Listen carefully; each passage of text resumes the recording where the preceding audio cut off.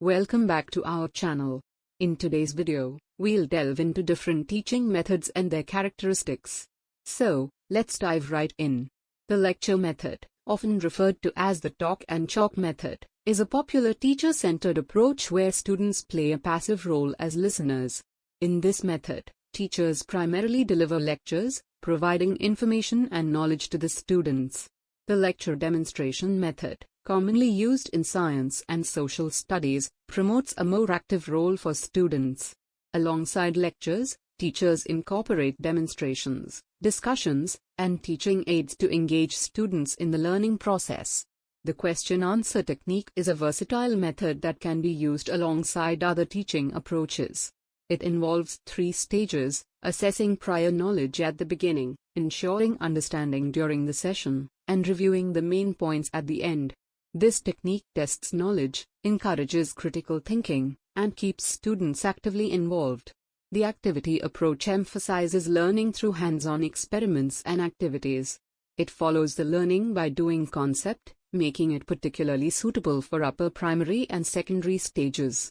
Subjects like mathematics and science are well suited for this approach. The playway method, developed by Froebel, introduces education through play.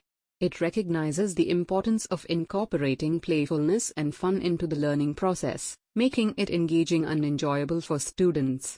The heuristic method encourages students to think critically, discuss ideas, and suggest modifications.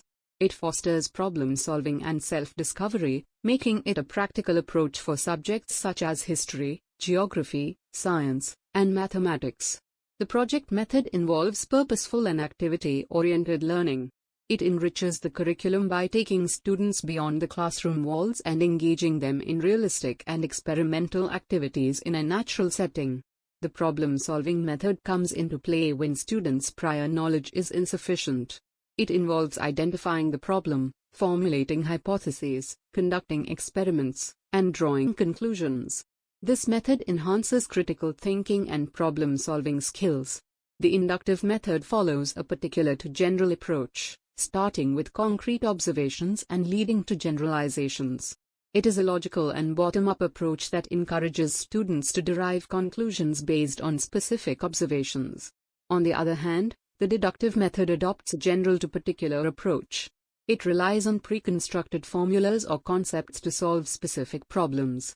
This method enhances speed and memory but may involve less student participation. Each teaching method has its unique characteristics and applications.